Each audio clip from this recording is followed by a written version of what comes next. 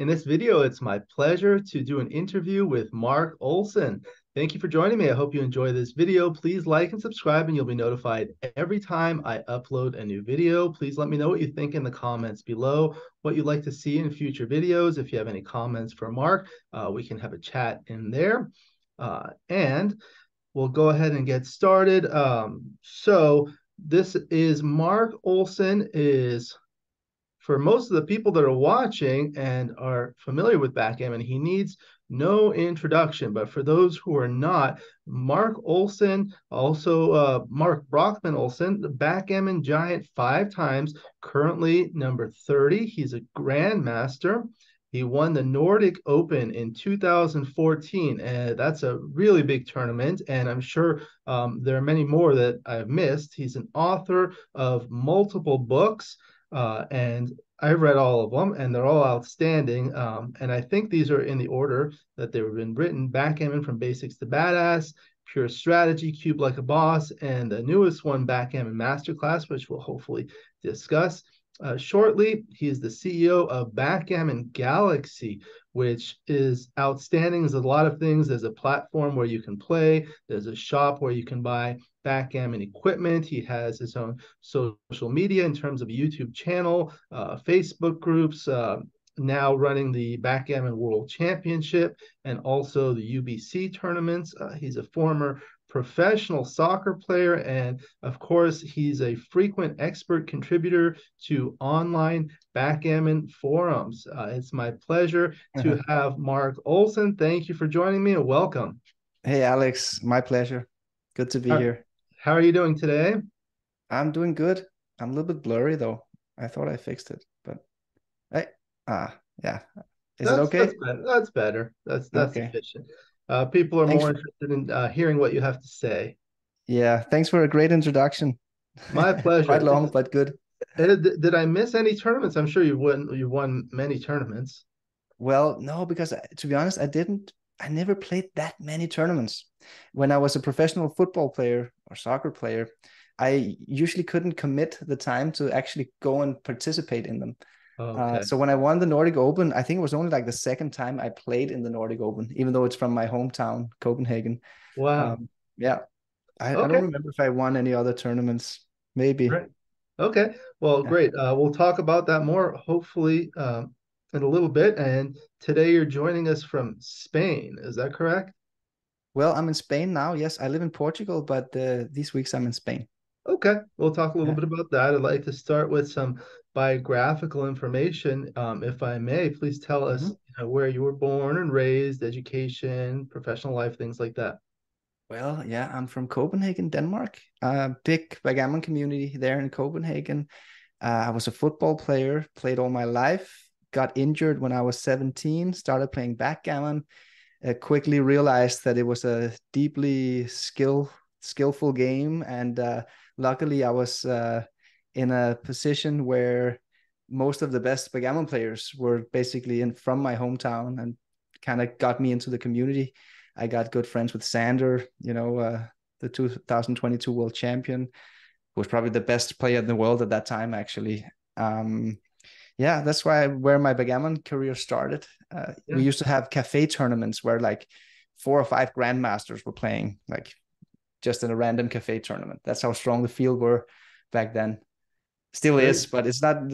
They don't have as many tournaments. There used to be basically a tournament every day of the week in Copenhagen. Now I think Wow. it's down to like once or twice a week or something. You can find a Wow. cafe Great. tournament. So, you went to primary school and high school in Copenhagen? Copenhagen, yeah, but to be honest, I didn't pay too much attention. I just played football. I Yeah. signed my first professional contract when I was 16. So high school for me was just trying Playing. to not fall asleep and then go to practice straight after, play football. Then yeah, graduated from high school, was just a full-time football player. I had 2 years of injury, which kind of set me back. I was on a pretty good trajectory. I was playing on the national team of Denmark for the under 16, under 17, under 18. But that injury really set me back a lot. And I had to kind of like find new ways. And that's where backgammon also came about. Then I got injury free, and I did make it to the Premier League in Denmark. Played 2 seasons there, and then I played in the first division for several seasons. And when I was 23, I think I realized, okay, this is not going to be a big career in football. I could grind it out and make a living, but what am I going to do 10 years from now? So basically, I told my club that I wanted to tear my contract apart. I don't want to be a full-time football player anymore. I just want to come to practice twice a week, play in the weekends, and then I want to go to study economics. And that's what I did. Good. And you played midfield? I was an attacker. Attacker. Yeah, or a winger or attacker, attacking midfielder. Okay. So Very I good. wasn't very good in the defensive areas of the game. I was much better in the offensive Yeah. uh, areas. Yeah. Well, I'm sure you're good in both in backgammon. Backgammon is a game of balance. Right. That's the difference. Football, you don't really, I mean, if you look at the best player in the world, Lionel Messi, he's not balanced. He just does one thing, maybe a couple of things, but he just does it so well that he dominates. Yeah. Yeah. Backgammon is more of a game of balance somehow. Yeah. So after football, you studied economics? Yeah, well, I did that while playing football. Oh, Um, yeah, I studied economics in University of Copenhagen. Then my good friend and business partner, Sander Lylov, he introduced me to sports betting, and he basically taught me some tricks in the sports betting world.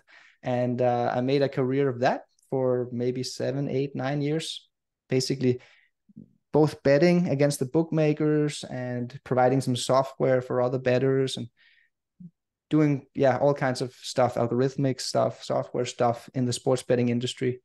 And then in 2019, I went full time on Backgammon Galaxy, just focusing on that.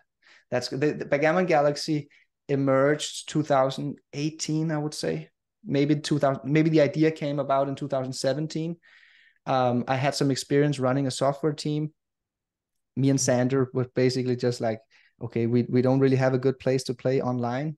We used to play on Play 65, the yes, I good did old too. Israeli site. But unfortunately, it shut down right in 2011 or something like this. And they were huge. They had millions of players and so much action. Back then, the online gambling world was much more liberal. It was possible for smaller companies to actually run a bookmaker or poker site or backgammon site. Right. But they shut down, and then we were like, okay, there's nothing here. We are some of the best players in the world. We don't have a good place to play. Why don't we try to create a backgammon site? And that's how Backgammon Galaxy was started. That's great. Yeah, yeah. I'd like to talk about that a little bit more. And I understand, if I'm not mistaken, the finalist for the World Championship this year, Mario Cool, was involved in Play 65. Is that correct? No, he was involved in True Money Games. Oh, True Money Games. Okay, so Yeah, that was which was the also a big site. I used to play oh, in True Money Games as well. That's when I started playing backgammon 2000 and what is it, 2004, I think. yeah. It was Play 65 were the biggest one, and True Money Games was probably the second biggest one. But there was a big gap between, like Play 65 were huge, like they were so big that it was incomparable to anything else. Yeah. Okay, so you started that, and then what about like your personal life? You're married with kids, is that correct? I'm married. My son is about to turn 3. So Congratulations. I'm very happily married, I would say. So that's good. That's Yeah, good. it's That's hard. It's the most hard to important thing in balance. life. It's hard to balance things with kids, isn't it? Well, yes, I guess so. But what are we gonna do? Right? We gotta move forward. We gotta get stuff done. There's so much stuff to do. So just gonna find a way Right. I with have both I have family and yeah, entrepreneurship. I have two kids, and I remember before I was married and before I had kids, it was so easy to play backgammon, but now it's like there's a lot of juggling. Yeah, there is. That's I would say in terms of my backgammon, uh, it's difficult actually for me now to really. I mean, I'm still studying a lot. I'm still at heart a very competitive backgammon player, and I do try to compete, with the top 5 players. But it's difficult when you're full time trying to build a company that's supposed to be able to scale to 10 million backgammon players worldwide, and you've got a kid and a family and everything, but at the same time you want to keep that competitive edge, to be in the top 10, and be able to compete with these guys. it's a little bit hard. Usually my backgammon training consists of me laying in bed with my iPhone, wife and kid is asleep, and just playing 3-point matches on Backgammon Galaxy, analyzing the games afterwards. And usually Yeah. I end up falling asleep. So Yeah. like the last game of the night, I resign by timing out. That's the usual Backgammon schedule of mine. Yeah, I look forward to learning a little bit more about uh, Backgammon Galaxy shortly. Now, in terms of other things, you've been playing for almost 20 years, and I know in Denmark, people play everywhere. It's not like a lot of other countries.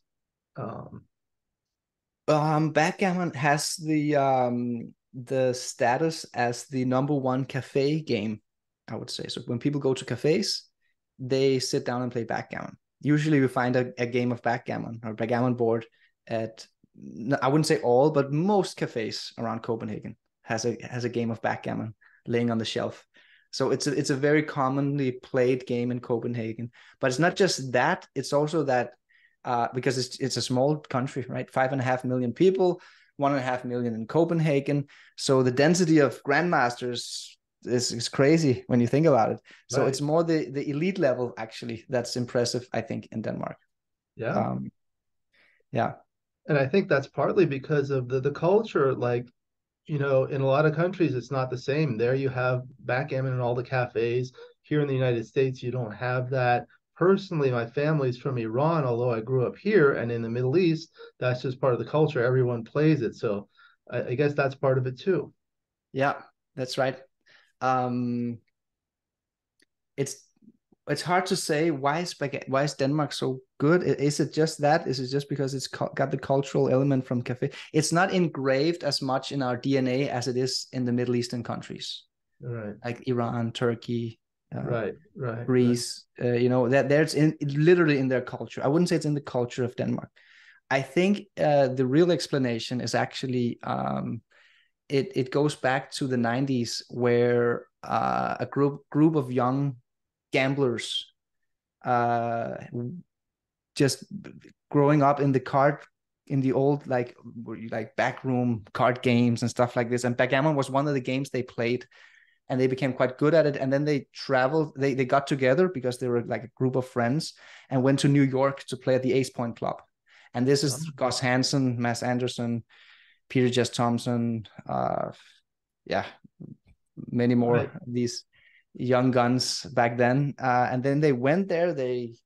Some of them won a lot of money, and Gus eventually went on to play poker and just that when they came back to Copenhagen, I guess there was this natural contagion of all the other players around them. They now see these super elite players, and then it becomes easier to become good, and that kind of spread out in the Danish backgammon community. And then it's federated, which means that we had very early on there was this league, so people used to meet up once a week and they played their league match. So there was a community there. I think that's why Denmark got such a head start. And then we just kind of like uh, kept the position, kept the pole position. I think maybe Japan now took over as the number one Yeah. uh, backgammon nation, but it's probably close. Yeah, interesting. I actually spoke with Mochi in the interview I did with him. Not sure if you saw that one, but he told me about the leagues that they have in Japan and how they do it, and he thought that that helped grow backgammon. And I know we're trying to do that elsewhere in the world, in the US BGF, working on that.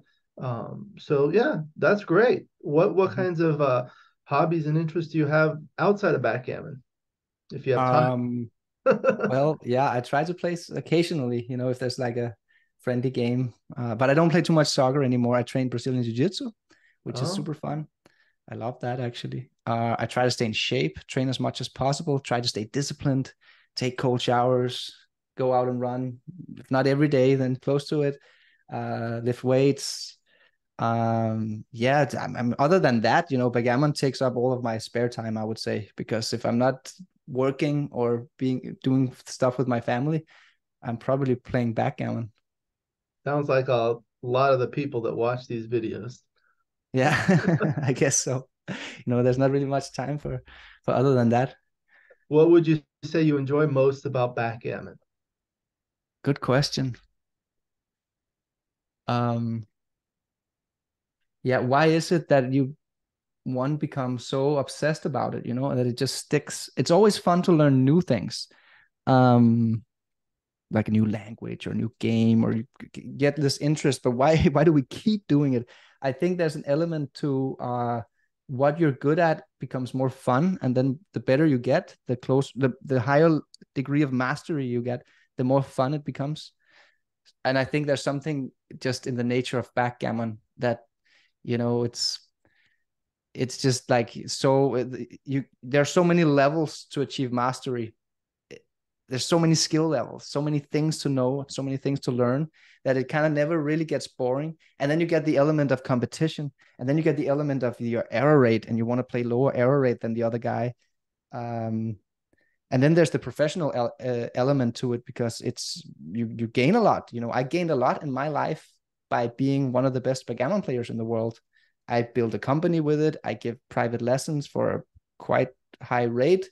I write and sell books. There's a professional element to it. It's kind of like being a professional athlete or something. Like if you become really, really good at backgammon, like world class, you can actually, if not make a career out of it, maybe do something with it professionally.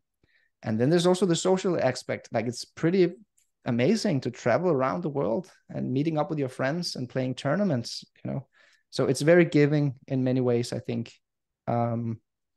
Yeah, I don't know exactly which part of it is. For me, it has become a profession, obviously. With Backgammon Galaxy, we're the biggest website in the world for backgammon, and we're trying to become the biggest mobile app as well. And we have the biggest YouTube channel. I'm on the YouTube channel quite a lot, so I have to be good. I can't just deteriorate. I have to keep up.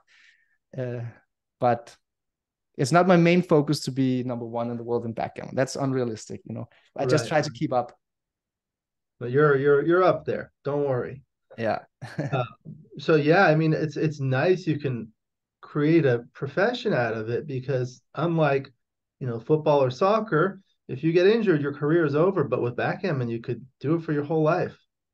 Yeah. Just look at Phil Simborg. He's still in it. Yeah, I really enjoy watching him and his comments and all that stuff. Yeah. Uh, so you're one of the best players in the world. One of the most frequently asked questions, the question that people like to hear the most in terms of their answer is, what have you done to improve your game, and how do you recommend others to improve their game? Yeah. Um, I think the most important thing is that the desire has to come from within. So if you want to achieve mastery, nobody is going to do it for you. You have to do it yourself. It's going to require effort. It's fun, in my opinion. It's fun, but it requires effort, most certainly. I think if I had to rank order, I don't know if it's possible to rank, or there are of course different things you can do, and there's not a single recipe. Like you can get there in many ways, but I think competition is very important. You need to play against players better than you to push you to your limit. And for me, for instance, I'm playing with Sander. We try to play one match a day. We don't always succeed because we're both so busy, but that's our ambition. We try to play one match a day, and he's pushing me to my limit because he's better than me, and I have to be able to keep up, right? So uh, find people that are slightly better than you and try to compete with them and become as good or even better. That's one important thing. Another important thing, of course, is that you have to analyze your games. It doesn't work if you don't analyze your game. It's a wasted game, basically. Like you put the effort in, you concentrated, you did your best while you played. Now you got to analyze it. Which blunders did you make? And figure out why did you make them and what was the right idea to apply in that position. And that's, I think, for players like intermediate players, maybe rating around 1500 to 1800 on Backgammon Galaxy.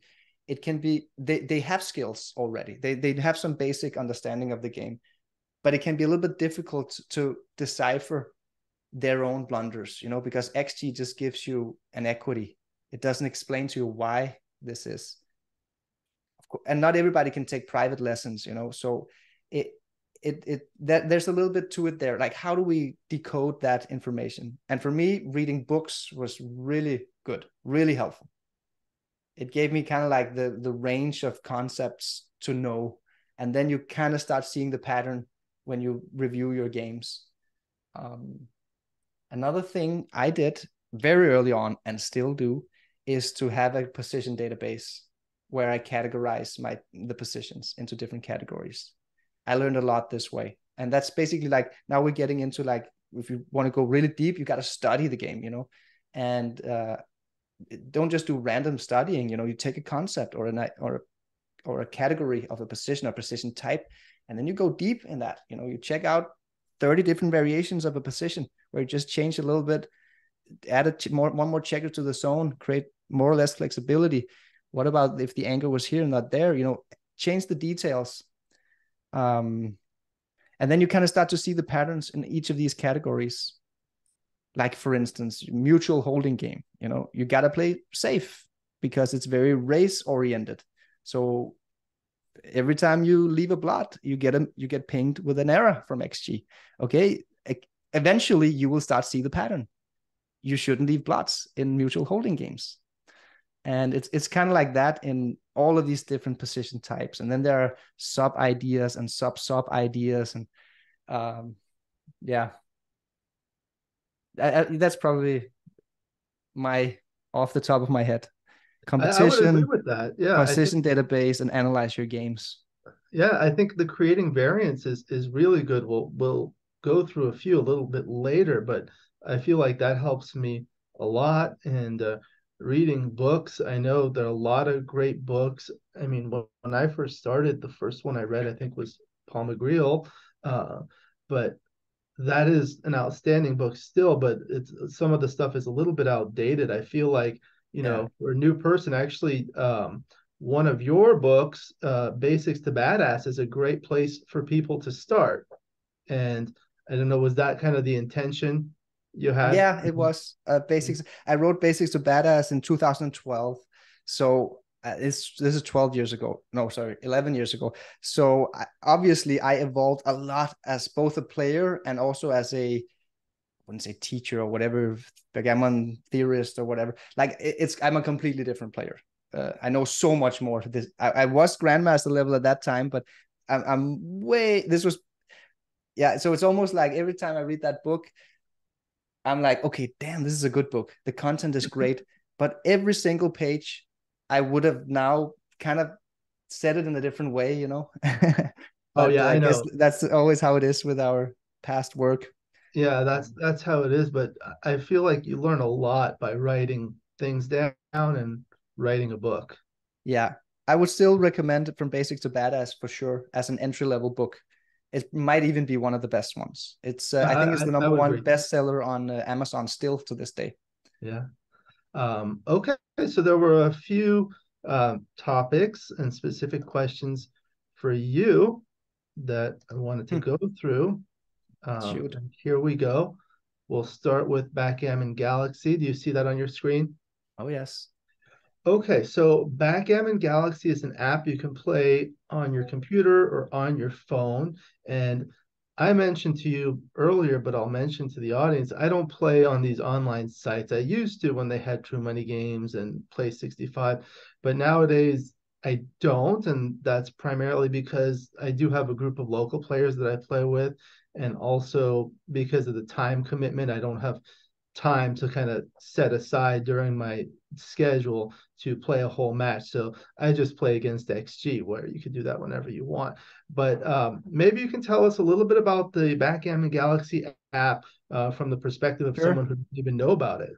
Okay. I would say, Alex, download the Backgammon Galaxy app, please, and start playing money games or for fun coins or 1 point matches at least. You know, when you're bored for 5 minutes, you can play a match and you can analyze it. It's got XG analysis built into the software, so you got the immediate analysis result, and you can review it on your mobile. So time is not an excuse. You should. It's you're missing out. You know, you could be practicing and having fun. But Backgammon Galaxy, it used to be a web-based application. Now we evolved we created a new version, which is both a web and also a mobile application, and it's one unified server, which is also unique. Like you play on your laptop, you play a match, and then you go to bed and you review the match on your phone with the analysis mode, and you've got XG4 analysis for the star members. Soon we will have XG Plus analysis on all moves for Star Plus memberships. We haven't launched that yet. So Backgammon Galaxy was running for 4 years in the old version. Let's call it Backgammon Galaxy Classic. And the idea with the old version was to create a modern Play 6.5. It was the business plan was to have money games and tournaments. And eventually we found out that it was quite a difficult business plan, because we did buy a Curaçao license. We spent, I think it was $25,000 on that license. And it was quite difficult to get anything up and running with it, because we couldn't get a bank account and we couldn't get a payment provider, because gambling is still like a difficult business case for banks and money institutes in 2020 or 2019. So because the world is so regulated nowadays, unfortunately for somebody like us, we would like to just let people play, and I'm a libertarian, so why wouldn't we? But that's not the state of the world. It's very regulated.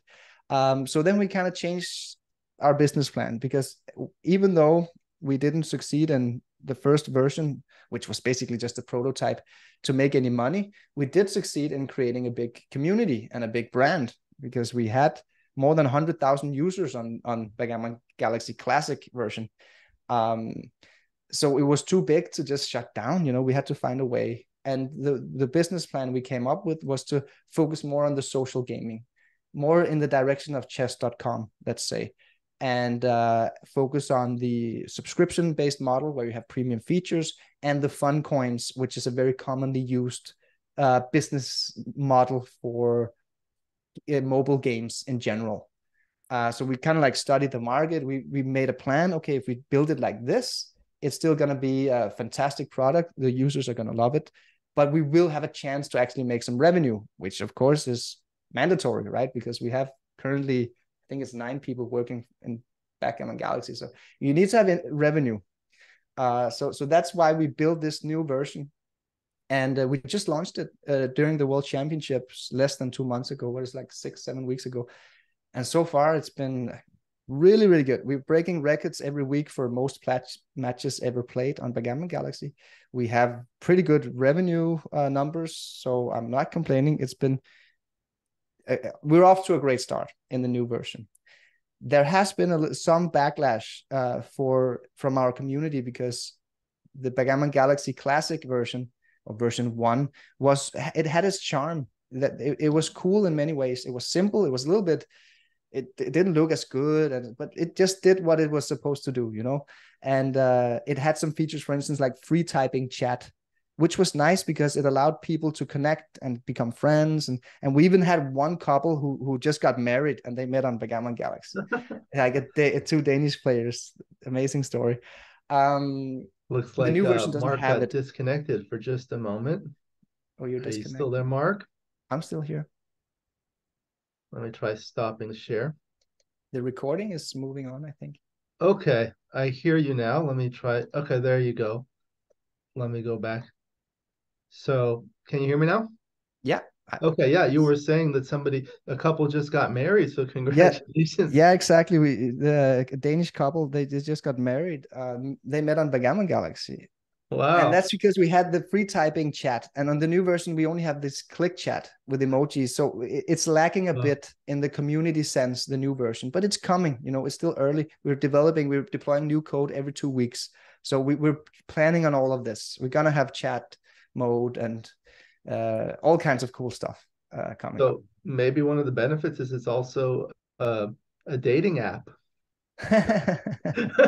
Well, where you yeah. can meet people. That's funny. Yeah. Well, I think it's good to have things in common interests when you get married. Yeah. So Yes. yeah, I think one of the things I thought about Backgammon Galaxy, I don't know if anyone's ever shared it with you. And unfortunately, obviously, we had this huge COVID pandemic, but I think I try to look at positive things. I think one of the positive things is it's forced people to stay home and it's allowed people like you to create these online platforms where people can play. And I think that's part of what's been part of the growth of Backgammon and Backgammon Galaxy. We went from 5,000 users to 50,000 users or something like that in the first year of Wow. COVID. Whether it's because of COVID or it's just because Backgammon Galaxy was a new thing that was actually very good, I don't know. We've probably got a little bit of a boost, but I Yeah. hope to think, or I like to think that we would have gotten the same amount of users anyway, right? But we probably did get a little bit of a boost. People playing more online games, and especially backgammon, which is one of these ancient and greatest board games in the world.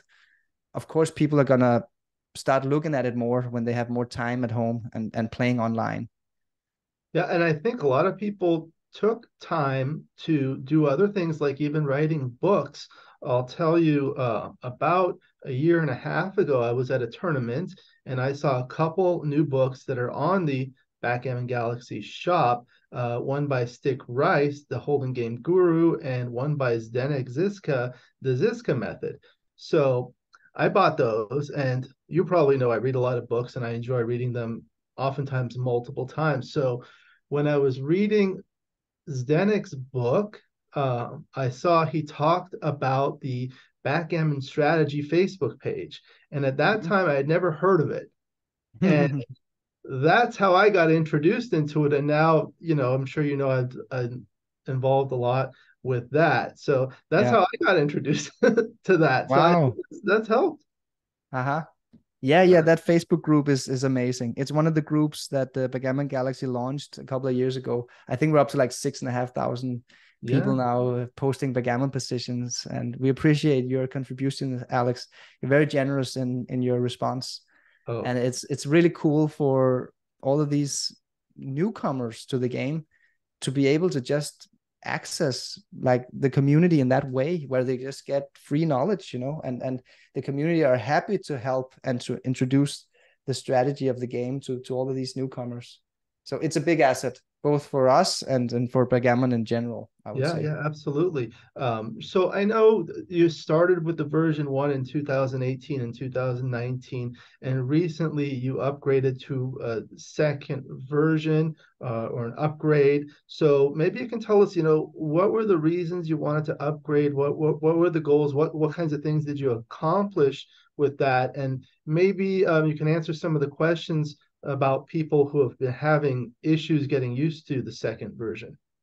Yeah, well, the reason was kind of like what we just talked about earlier, that Backgammon Galaxy has to make money. Like we didn't have any sources of revenue in the game, so we had to change the game design in order for us to have a chance to make some revenue to pay the bills. Right. So that was the main reason, I would say, because the old version was running well in terms of traction, but it kind of had a limitation. It wasn't user friendly to new users. It didn't have attractive features. It was mainly just the core community who just like to play long matches or also short matches, short to long matches, and get their rating and get their XG analysis on the server. And this it did perfectly well. But if you want to scale to 1 million users or even 10 million users, that we want to do that, you got to have an app that is appealing to all segments of backgammon players, also the casual players. So it was lacking in that area. So it didn't have monetization features, and it wasn't built for the casual players. So that's kind of like what we had to do in the new version. We had to accomplish those two goals, and so far I think we're doing well. Of course, there is a bit of a backlash from the people who can't really get used to the new, or they don't like the coins or whatever. But that's the way it always is. The net effect is most certainly positive because we are seeing more matches than ever, and I don't think it's just because of I mean, I think it's just because the new version is just that good. You know, it's really, really fun to play with these coins. And you have different board colors. You have better analysis mode. You have higher analysis level. You have so many features. You have statistics of your games, like your error rate statistics. So many things that the old version didn't have. And of course, it's a mobile app as well. So now we get matches from both web and mobile users. So in that sense, it's a much more commercialized product. Right. So And there's we a lot hope, of features. yeah, and we hope we're not ready yet to scale. We're trying to raise money now for a proper marketing budget, but we're not quite there yet. You know, we have to improve the app more. Like, it has to be bug free. There's still a few bugs, and it's a little bit clunky in the login, and yeah, you know, it has to be bulletproof before you go to the market of all the casual players. It just have to be effortless for them. And because right now, if you give the app to a expert player, he's going to be able to identify, wow, I imagine he never saw it before. He would be like mind blown of how good this app is. Like, built-in analysis of XG on the server, and it's mobile, and it's web, and it's fantastic user interface, all that stuff. He knows that this is a unique app, better than anything ever created. But if you give it to a casual player, they won't be able to identify that. You know, they don't know what a blunder is. And why is it cool that we show the blunders with red arrows? You know, they don't know what to use it for. They have other ways of measuring whether they like the app or not. Like, does it feel good? Does it look cool? Did I have any issues? You know, so we have to be able to create a user experience for the casual player as well. Yeah, and I think So right that's what now, we're kind of like building now. And in my or in our vision, the way to get backgammon, competitive backgammon, out to the millions of casual players all over the world, and there might be hundreds of millions actually, because yeah. it is one of the top 5, maybe top 3 board games in the world. That's kind of like the things we need to solve. We need to make it really, really nice for these casual players. So when they come into the app, they realize, wow, this is a nice app. And then you can start to introduce what is an error rate, what is a blunder, what is a holding game, you know, get them hooked on the strategy. And that's how you get lifetime users and you build a community. Yeah.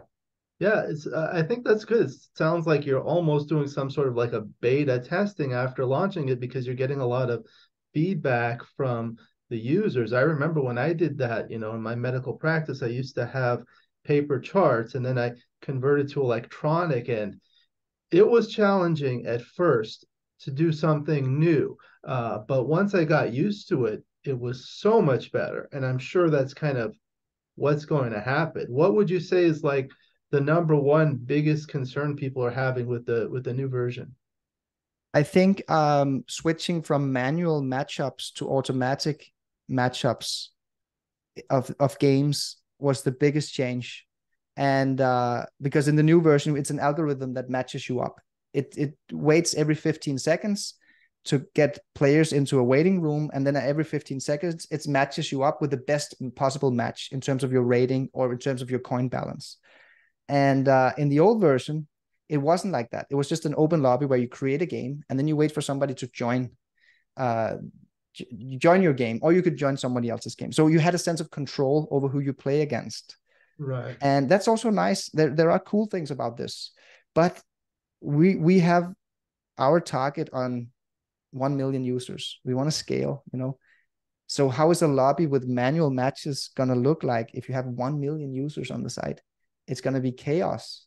That, like, chess.com doesn't have manual matches. It's an algorithm that matches you up. It minimizes waiting time. It maximizes optimal pairing. And it's scalable, and it's simpler for mobile. It's just one click and then you have a match. You know, you don't have too many decisions. You don't have a big lobby that somehow you have to fit that into an interface on a mobile. It's very difficult to scale to that level of users that we are trying to do if we didn't have automatic matching.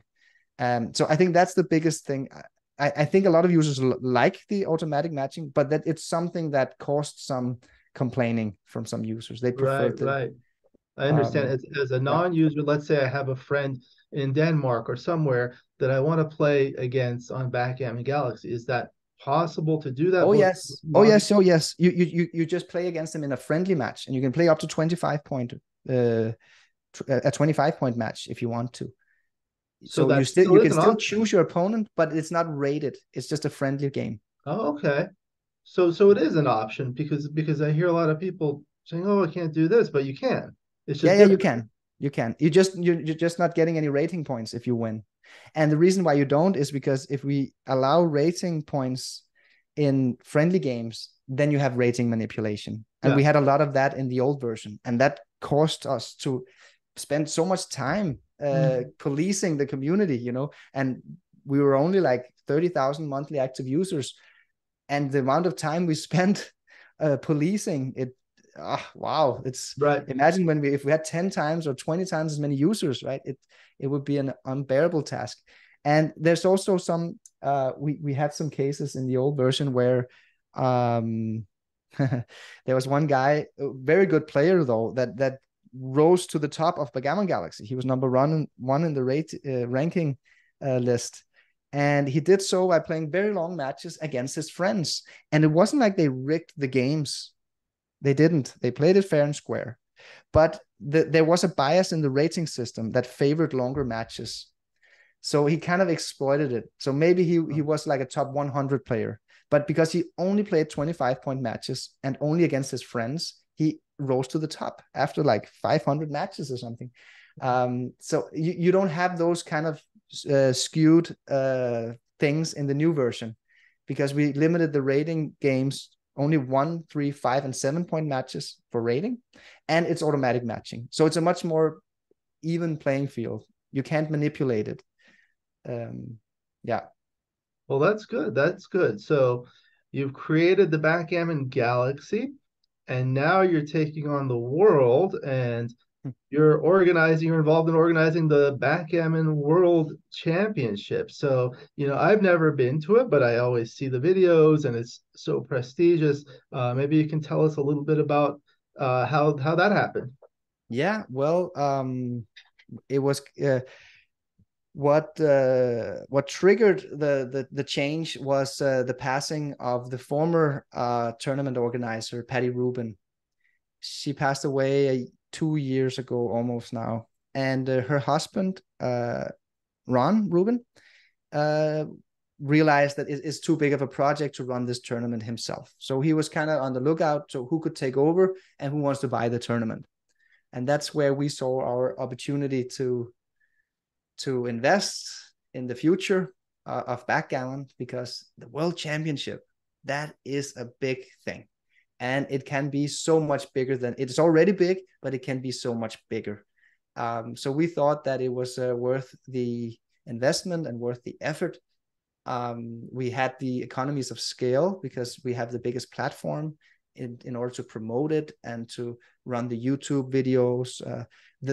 This year's final is already up to like 60,000 views on YouTube, Huh? and it's 6-7 weeks ago. Like it is a big thing, the World Championship. It's something that generates traction and attention. And it should be, right, because it's backgammon. It's one of the biggest games in the world. So we thought we had the skills and the platform and the motivation to try to take over and try to move it up, take it to new levels.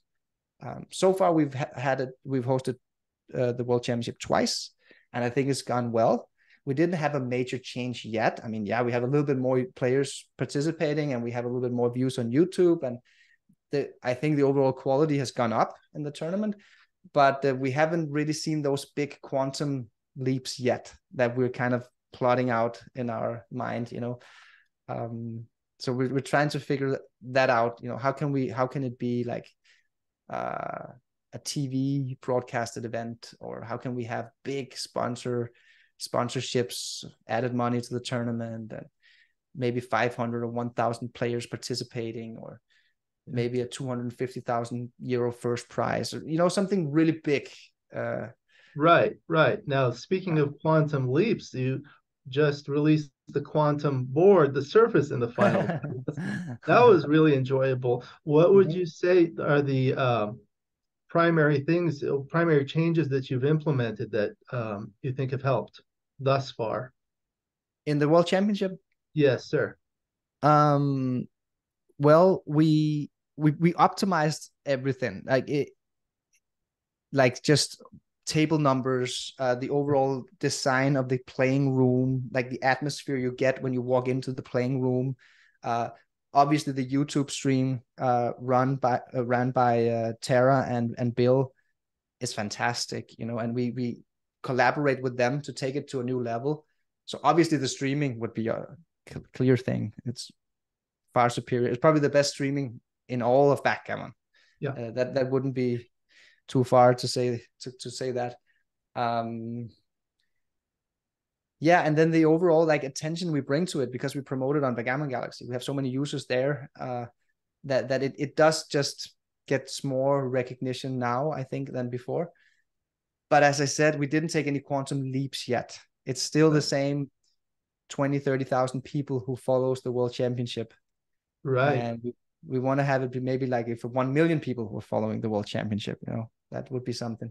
Yes, I think the streaming and the YouTube are outstanding. And I agree, Bill and Tara do a great job. As a matter of fact, before we started this interview, I was watching them do a live stream from Dubai. They're doing that right now. So for our audience today, what would you say? Like, if they've never been to the Backgammon World Championship, why should they go to that tournament since you're the organizer? Yeah, well, currently it's been in Monte Carlo, and it probably will be. It's maybe not. We don't know. We are open to other locations, but it has a long history in Monte Carlo. It's a bit more expensive to go than most other tournaments. The entry fee is a little bit higher. Monte Carlo is an expensive place, but you can also go on a budget. You can stay in Beausoleil or Cap d'Isle or something around Monte Carlo and just rent a normal Airbnb, eat at a French restaurant or cafe, and just walk in. It's in walking distance to Monte Carlo, the Fairmont Hotel. So in that sense, it doesn't have to be more expensive than other tournaments, but the buy-ins are more expensive. So I think what's special about the World Championship is that it's the World Championship. It's the only tournament where that matters to that degree. Where people go in history for winning the tournament. It's not like that in any other tournament. So it's just special. You go to Wikipedia when you win. Yeah. It's the you will be there forever. Yeah, the prestige and the experience. The prestige is just unmatched, and we will probably have the Backgammon World Championship for the next 300 years, right? So you're going to be part of a 300 year.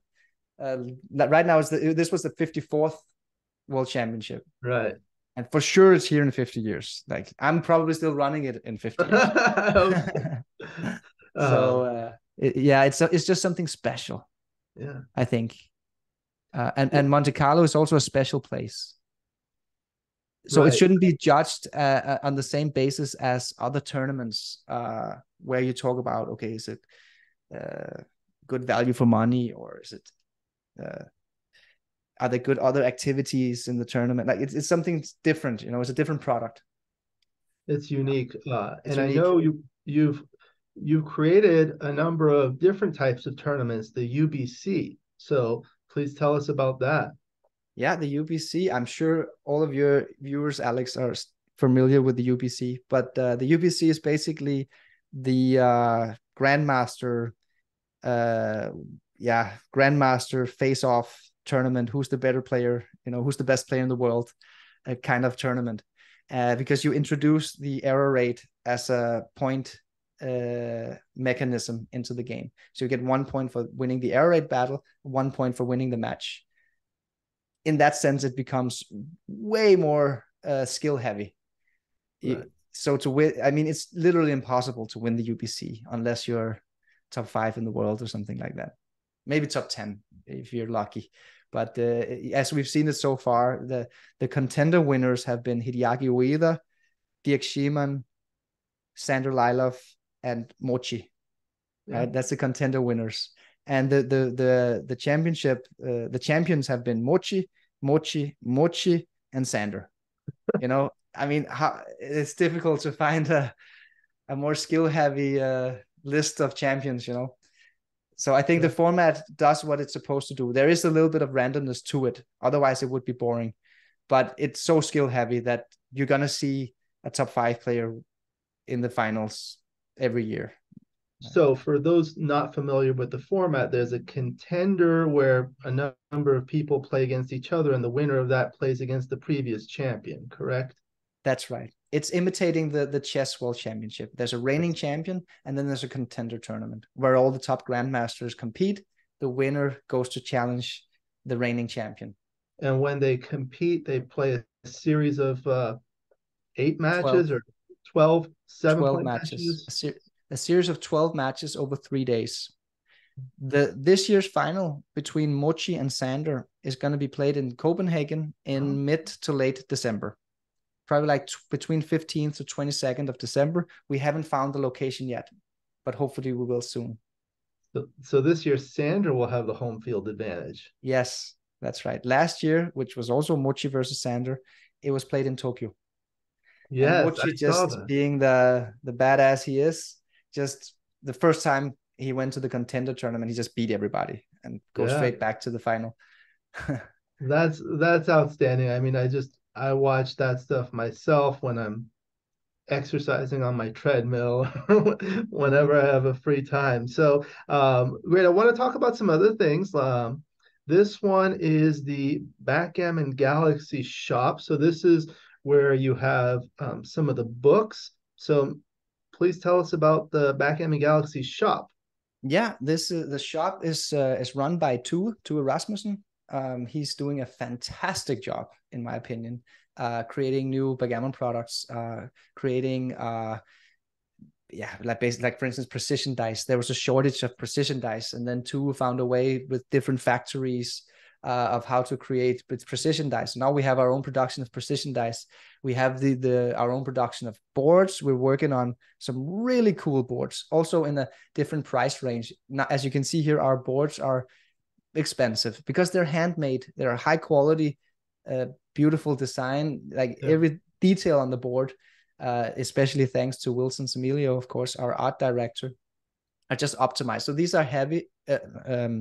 These are, they're also a bit heavy. They're a bit more expensive because they're handmade, right? They cost a fortune to produce. So what we've been working on is trying to find a way to cut production price and have a tournament size luxury board that's a bit more affordable for the mainstream market, basically. So hopefully that's going to come up soon. Then we have some other cool things, like you can see in the bottom right corner here, the Quantum board, which is basically a digital board from the Backgammon Galaxy app that we turned into a real life board. And we have more of those coming. I think maybe we already did launch some of them. But your viewers can go and check it out on backgammongalaxy.com. I'll put some links in there. I think that one's a beautiful one. I saw some pictures of it. I feel like we weren't able to get all of the beauty of it on the live stream because of the lighting. It just looks different. The checkers reflected the light a little bit different. But I think That's in person, it's beautiful, right? Yes, it was used for the live stream of the World Championship final. That's what, for the viewers who didn't know, that's what you're referring to. The World Championship final was played on the Quantum board. And there's a funny story there, or a peculiar story.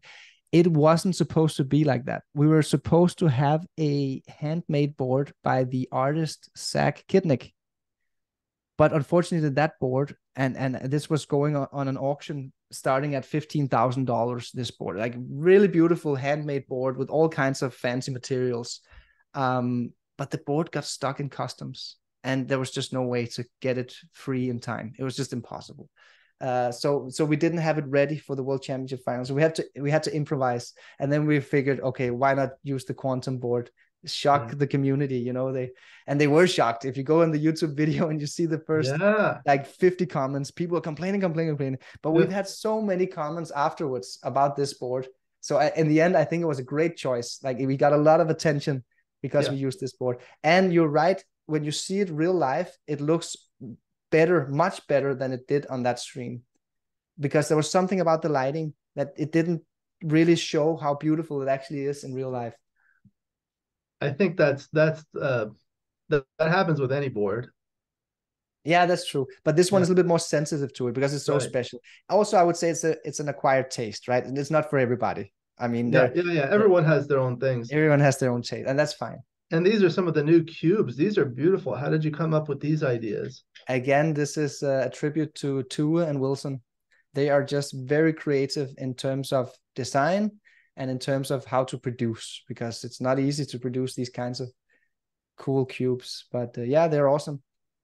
Yeah, Yeah. good, good. So Well, let's go to this is your YouTube channel, and you have over 400 videos and over 20,000 subscribers. It's the biggest, if I'm not mistaken, the biggest backgammon YouTube channel. I did a review of this YouTube channel, and I did a few of them, and this one's outstanding. How did you start this, and how did you get it to where it's at now?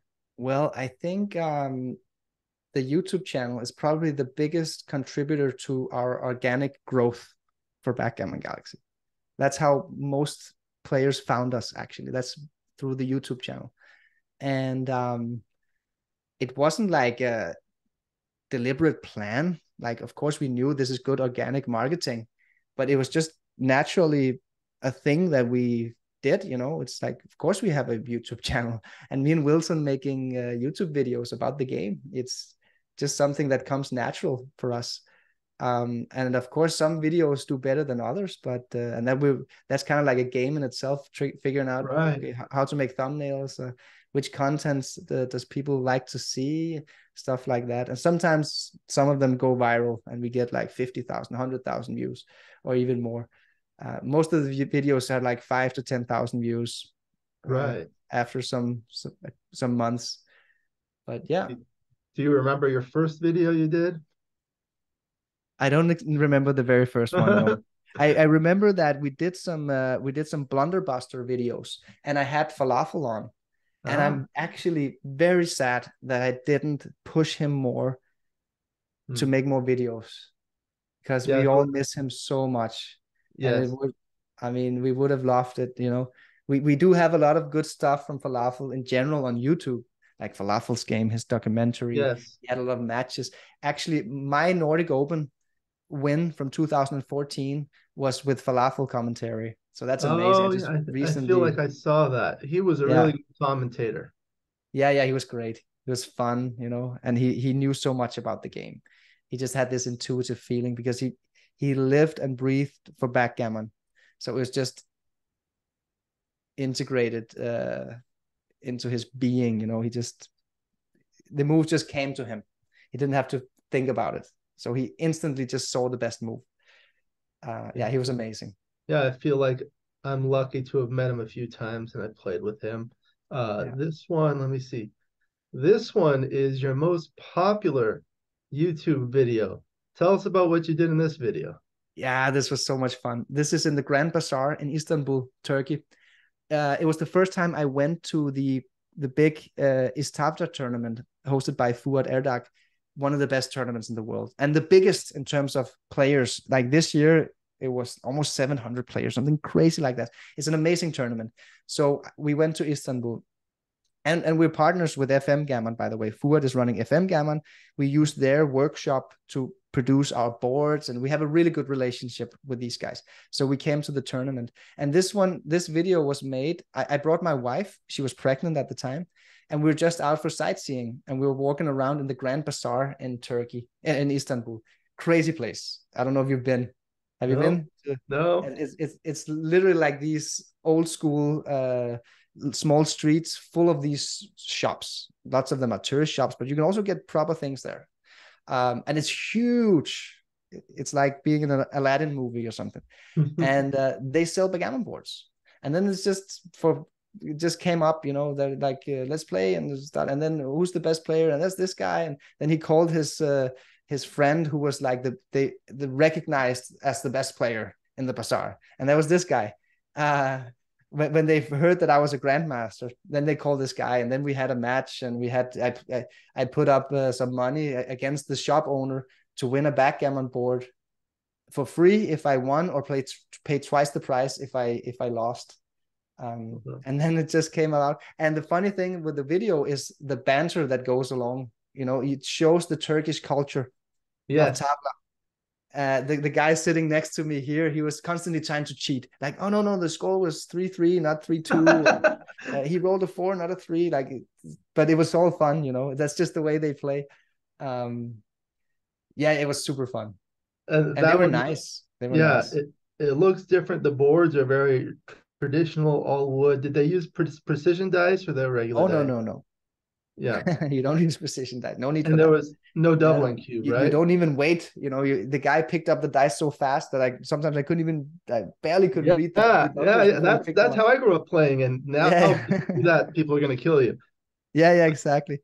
There was a few negative comments on it, but I like the style that they talked a lot and they interfered with the game. But there's no negativity there. You know, Right.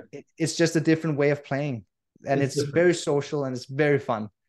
And And I there's think it was just a completely organic video. I put my wife to no, she just started filming, and it just resonated with people, and then it went viral. Now I think it has 300,000 views or something like that. yeah, and they don't use a doubling cube, right? Tabla is a 5-point match with no doubling cube and no backgammons. No Other than that, backhand. it's exactly the same rules as we And play. can you pick and pass in the home board? Yes. Okay, because in the way I grew up, you couldn't. Um, Okay. so good. Okay, so Yeah. YouTube is outstanding. And then I wanted to talk about some of the other social media, the Backgammon Strategy group, and you have a few different Facebook groups. Those are outstanding. I'm on that like all day long. Yeah. So tell us about that, please. Yeah, well, I'm not so involved anymore. We started the groups, and then we had some volunteers doing the moderation, like signing up to become a moderator. And it's actually just now it's just mainly the moderators that run the groups. Other than that, it's just organically alive, you know, it's just there, you know. So I'm just a consumer of it, just like you are. Um, but it's just great, you know. I do the same. I go through, look through the positions posted more or less every day, and occasionally, if I have time, I put a comment there. Not always right, but and usually it's my quick evaluation. I don't spend too much time thinking them through, but there are a couple of guys in there where you're just amazed that they get them all right. You know, Snellings, for instance, Oh Wilcock yeah. Snellings. He always seems to nail the positions. So Um, for people who are not familiar with this Facebook group, what is there? So how, I definitely recommend people joining. What do they have on these groups that they can learn about or see when they're on Yeah, this? well, you can find the links on backgammongalaxy.com. You scroll down on the front landing page and you find the links to the groups. We have Backgammon Strategy, which I think is the biggest one, Backgammon News, and Backgammon Memes. And that's a fun one. Are you in the memes group? I see that. I think I've posted one Yeah, meme. okay. That's a good one. Yeah. Backgammon Memes. So for all the viewers not already signed up, go join the groups. Yeah, it's great. It's I'll a put great some way to links. leverage the community. Yeah, I'll put the links in the description so people can join that. And let's see what else we have. Okay, we have some positions we're going to go through. Um, Nice. Let's do it. this That's my favorite part, Alex, of your I podcast. remember you told me that. So we'll do this. The first group are from your book, Backgammon Master Class. So before we go through that, I was hoping maybe you can tell us. I have a copy here. Tell us about the book. It was just recently published. I had the privilege of proofreading it with Alec Barr, and it's an outstanding book. I definitely recommend this. Tell us about what people can learn about it and how you came up with the idea and everything. It was a book that transformed 4 lectures that was given by me and Mochi in Marbella 2021. The lectures were filmed, and the PowerPoint presentations and the videos were then transformed by our ghostwriter Alec Barr into the book that we now published. So that's the history of it. The 4 topics are game plans, priming or blitzing from Mochi, then my chapter, the second chapter, is game plan dynamics. I include racing and contact on top of the priming and blitzing, and talking a little bit more in general about game plans. Then the third chapter is on back games by Mochi, which I think is an outstanding chapter. And I know you just wrote a back game book, Yeah. Alex. So I don't know what you thought, but I thought it was an outstanding chapter. And then the fourth chapter was cube actions in what we could call middle game positions, or I call it undefined positions. And I share a system, basically, a very simple and very nice system. Actually, it works very well, especially if you have a few adjustments. So yeah, that's the content of the book, and it's the first time Mochi ever publishes anything in English. So that Yeah. alone should be a good reason for buying it. And also the production value is the highest we've ever made. Like, it literally took us like a year to perfect it, like the cover, the Yeah. hardcover version, the proofreading. Like, a lot of work went into Yes. this book. It's beautiful. It's outstanding. Speaking about the back game chapter, that was my favorite chapter. I liked all the chapters, but that one was unique, and there haven't been a lot of things written about back games. You asked about my book. One of the reasons why I chose that is people told me to write a book because I write a lot of stuff, and Hmm. I've actually written one before that hasn't been formally published. And I thought, I want to write about a topic that hasn't really been written about. And there haven't been a lot since recently, of course. Mochi has about 70 pages. And then before that, you have a little bit in Cube Like a Boss. Walter Trice and Bill Roberti wrote about it, but not to the extent of like a whole book. And you've seen my book, and it's very detailed. It's very technical. It's not going to be for everyone, but I wanted to write something about unique. But I did like your all the chapters. I remember, your system, you call it the Olsen system of, and I at first I didn't know what an undefined position is, but tell me if I'm right. It's basically when both players have one or more back checkers back. When one Yeah. person has escaped both back checkers, now it's defined, but before that it's undefined. Yes, exactly. Well, yeah, there's basically, in my philosophy, three stages to the game. There's stage one, which is the undefined positions, and undefined. I don't know if it's the best term. Like, Michi calls it. No, he doesn't. He kind of calls it the fighting stage. It's not exactly the same, Ah, but yeah. so it's like the early stage of the game. The position starts in the first stage of the game. It's an undefined position because we're still struggling or fighting over all the game plans. Then when one player gets to full freedom, that's he escapes all the back checkers to the midpoint or further. Now the position is defined because now the game plans are defined. We're in the second stage of the game. It's a much less chaotic game, and cube actions are actually much simpler because you can just study reference positions. There's not as many variables. And Right. then of course you have the third stage, the final stage, when all contact is broken, and now you're just in a bear off or in a straight race. So Right. that's kind of like my way of categorizing the stages of the game. And the thing is that you need a different toolbox for each stage. Like, it doesn't Yeah. make sense to use a race formula in an undefined position. It's Right. completely useless, right? Right. Um, so that's kind of this chapter is about like a system or an approach to dealing with when to double and when to take in stage one, the undefined positions. Yeah. So speaking of the stage one positions, I have some of them I wanted to go through, and I put them on here. This is the beautiful Monte Carlo board. It's personally my favorite Backgammon Galaxy board because I really like the contrast between the colors of the points and the surface, and the quality is beautiful. But in any event, this is an early double five blitz, which was in your book. It was an opening 5-4 split followed by double five, Yeah, hitting and making the 2 points, and then a dance. And yeah. now white has a doubling decision, and you have, I'll show a couple of contrasting positions, some variants that you can go through. So tell us about what you're thinking white is on roll and considering doubling. Okay, yeah. This is from Cube Like a Boss. I think it's chapter 1 actually, early blitz cubes. This is a classic. Everybody should know this position, the double 5 blitz attack. And there's a few variations to it. There's if black has split with 5-1 or 4-3, or there's 5-2. So this is the variation where black splits with 5-4.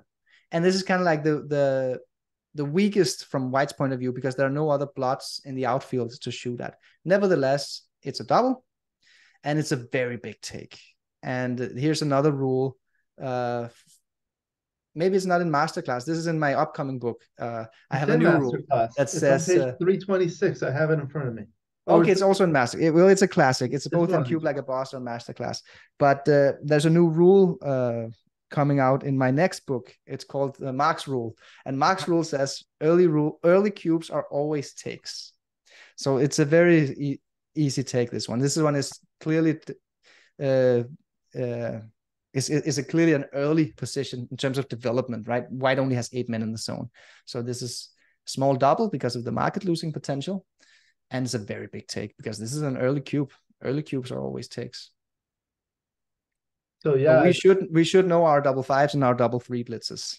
Yeah, you talk about the volatility. There's a lot of gammon threats for white, but if black is able to come in, there's still a lot of game to go, especially because white still has 2 checkers that are anchored on the 24. Now let's look at this contrasting position where now white has an extra checker in the zone. So 9 men in the zone.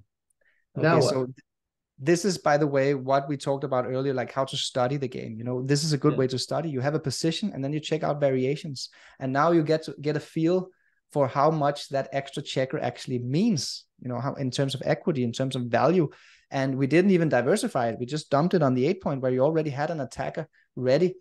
But this is significant. Going from 8 to 9 checkers in the zone, I wouldn't even classify this as an early cube anymore, because now white has more development going on, you know, and more blitz value, blitz potential with 9 men in the zone. So this one is a lot stronger for white. And I think, if I recall, it's a small take, still a take, but it went from being like a gigantic take to like a smallish take or a normal take. Yeah.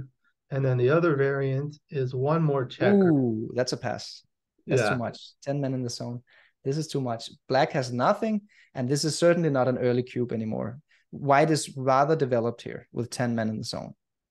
So yeah, I agree. I think this way of making variants is a great way to learn, and I have the analysis here. So this is the first one was a small double. It's only a 24 millipoint error not to double, and then when you bring another checker into the zone, that increases the equity from 616 to 920. Yeah, that's huge. And then 1 more, it makes it a 1.1 pass. Yeah. So yeah, I think this is the kind of thing I like to do. Change the position, look at what happens, and that's how I learn. Yes, exactly. So it's excellent. Here's another position. This was, and by the way, if just so the viewers know, when I do this, I typically, if I have one position that I'm studying, I'm checking out maybe like between 20 to 40 variations of the position. I go deep. Oh, yeah. Did I ever send you my blitz positions? I don't know. I don't know. I think I had like 300 to 500 of them that I rolled out over 10 years ago. Wow. You should publish it. Well, I don't know, because there's not a lot of pros in that. It's just positions, maybe. But those were also older rollouts from version 1 of XG. Oh, that's good. Anyway, this was another position from the book where there's a holding game and white is on roll, considering doubling, and then there's this position here where white has 124 pips up by 18, and then the variant is here when you just move 5 pips for each one, and the difference in the race is the same, but it makes a difference. So tell us your approach to this first position, please. Yeah, this position, there's a specific idea here and there's a general idea. The general idea is to understand the concept of market losers and how it relates to doubling. Like the common misconception about thinking about when to double is just to think about how strong is my position, how much equity do I have? And that's the wrong way. It's just only one side of the coin. The other side that's equally important is the degree of threats, like how many market losing threats do I have? And the more threats you have, the more aggressive the less equity you need in order to have a proper double. Without market losers, you can't have it. It's not a double yet. You're better off creeping up closer to your opponent's take point, so you can double up a bigger chunk of equity later on. So the general idea here is to understand how market losers work, because even in an uneventful position like this, where there's no attacking potential, it's still the same system. You need market losers. The specific idea is related to the fifth checker on the midpoint. So the specific idea is just to say holding games is usually not a double if you have 5 checkers on the midpoint. But the deeper idea to understand why is because when you have 5 checkers on the midpoint, you're going to have the same structural holding game next roll, no matter what you roll. Which, I mean, what do I mean with structural holding game? Well, I like to call it the default holding game. One player has full freedom. He still has checkers on the midpoint, and he's facing an advanced anchor. It can be on the bar point, 20 point, 4 point. That's a default holding game, and nothing else is out of the ordinary.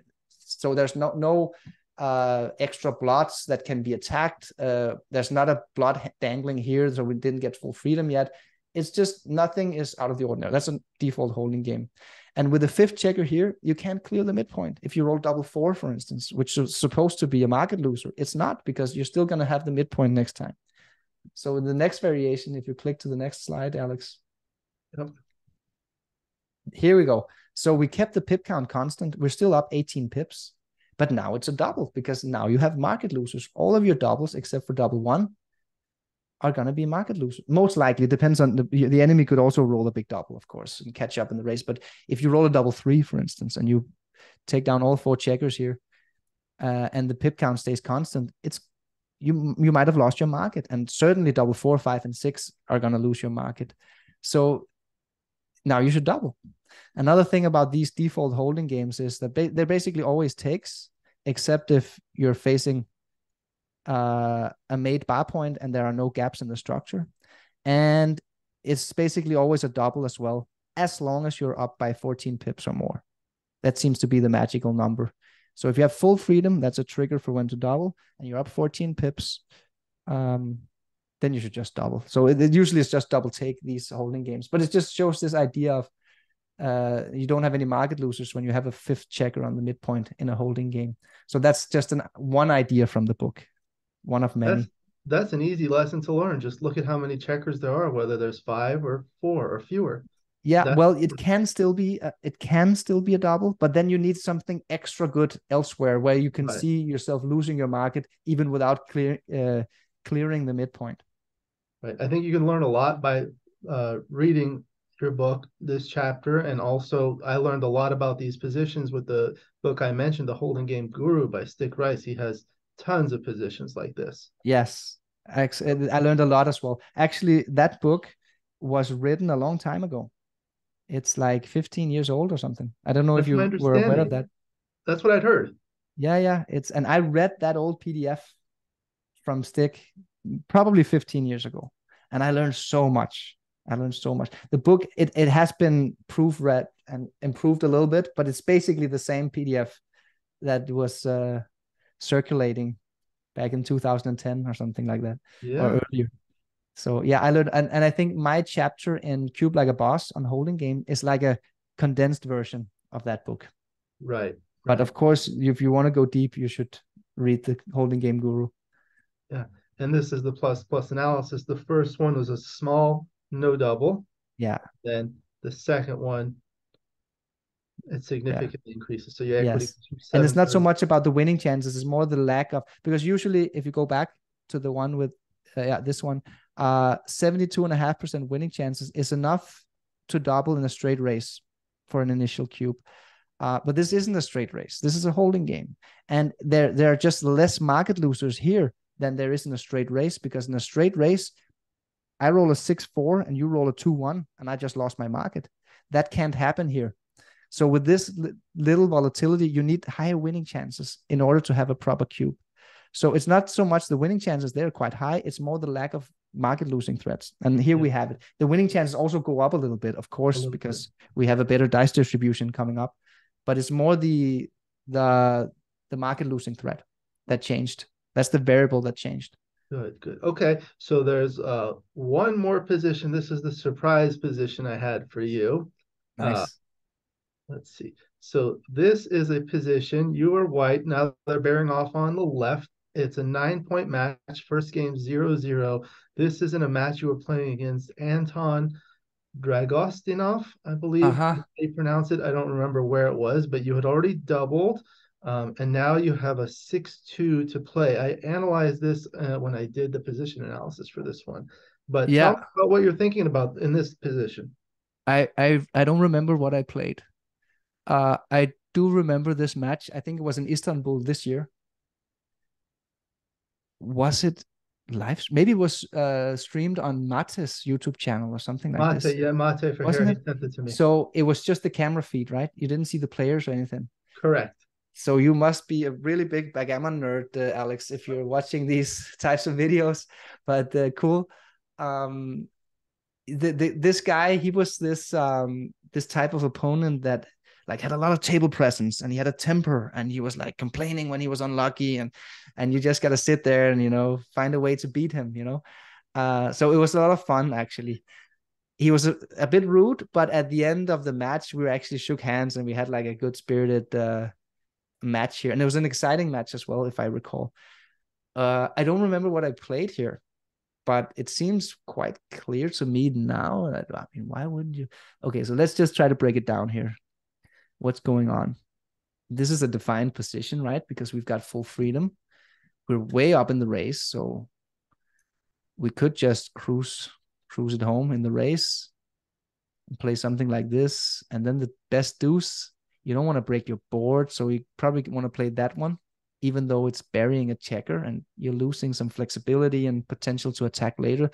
I don't particularly like it, but at least it's safe, and we probably have a very big advantage being up 45 pips. We're probably like he has to play a one-man holding game that's typically not very effective.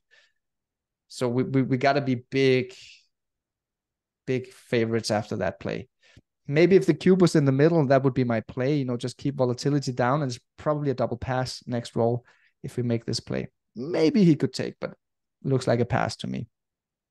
But the cube is not in the middle. The cube is already given, and that allows us to gain, gain on the upswing of a potential good roll here. So we don't need to play with low volatility here.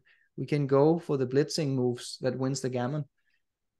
It certainly wins more gammons to hit, because if we hit, we have a chance of closeout. And why is that important? Well, it's important because he still has this many men out in the outfield, so you want to freeze him up now. If he's allowed to have 3 or 4 more turns before we close him out, he will have played many of his checkers into his home board and thereby winning or saving a lot of gammons. So it is nice to close him out now. Another thing is that he's still quite underdeveloped. So if we hit and get hit, we are still blitzing. The battle is not over yet. We're continuing to fight. So here, this is tough to do, in a podcast episode, but over the board, I would certainly go through a one-step look ahead here. Look at the dice distribution, visualize how the play, the dice plays, and do like what Roberti calls a breakdown of 36, like where you kind of estimate how many wins. Like you look at your opponent's upcoming rolls, and then you estimate how many wins do I have in each scenario. So let's try to do that. I'm going to be slow because it's difficult to think right now. We're in a conversation, but let's try to think it out loud here. Let's say we hit. So he's going to dance 16 out of 36 times. Let's assume that we probably win 15 of those, and with a lot of gammons as well. Let's do the gammons after. Let's just focus on the wins first. We're going to win 15. So we have in the breakdown of 36, we're going to have out of the 16 dancing numbers, we have 15 wins. And I do this over the board in my mind, of course. Now we have the 20 hitters. How many of those are we going to win? Well, Are you still a still favorite after being hit back? yeah. I So how mean, big a favorite? do you think he's a favorite Uh, if he after hits he hits one, us? if he hits one, it's I think white is still a favorite, but it's much Yeah, closer to 50-50 than otherwise. he has like a 4-1 joker from the bar, a double 5 joker from the bar. It's also better for him to hit with a 5 than a 4. But I mean, why don't we just call it even Steven? Let's say we win 10 out of 20 after any of those. On average, we win half of those games. Let's say maybe it's pessimistic. Maybe it's 11 or 12. Let's just call it 10. That gives us 25 out of 36 winners. Not bad. Not bad. Um, if we don't hit, which is kind of like our safe alternative, I think we might be a little bit higher than that. I think we might be like 3/4, which is like 27, maybe even 28. But the thing is, it's going to be difficult to win a gammon if we don't hit. And if it's only 3 wins of difference in the winning chances, I think the gammon gain should compensate for that, because we win a lot of gammons by hitting here. A lot of gammons. Let me just, for one last moment, consider this play here. Can we ever win a gammon here? I mean, we could, but it's difficult, right? Little double 4. Double 4, of course. Double 1 is pretty good, can point shift. And then there's like the 6-2 loose hit followed by a dance. Okay, now we can close him out. So we can still win a gammon, but it's a lot more difficult to win a gammon. Yeah. So I think I think I would go for the hitting play here. That would be my. We're sacrificing a little bit of wins, but I think it's compensated by the gammons. You ready to see the analysis? Yeah, let's see. Okay. So it turns out I did a rollout. The safe play is the best, and it's interesting that 13, 11, 10, 4 is virtually tied. And I'd have to go back and look, but I think you did make the aggressive play. If you see it, it wins 38.5% gammons as opposed to 22.9, but it also loses more gammons, of course, Yeah. going from 3.8 to 8.5 at the Yeah, so it's about 11% net gammons. So it's close, right? For a human player, this is a close call. I mean, it's almost a blunder, but it's so they're so different in terms of resulting positions. I think this is a close call, to be honest. What's the net gammon differential? You said about 11, and then you lost about 7. Yeah, it's like 11% net gammon difference 7 between the two moves. And it's like 7%, 6.5%, 7% net single difference. So it is a little bit better to just play for winning. My estimates was also a little bit off, because I was like thinking that I was winning a little bit more games. What did I say? 25 out of 36. Well, 7. No, actually, yeah, I was slightly off. I overestimated my winning chance a little bit. So maybe we become underdogs after we get hit, actually.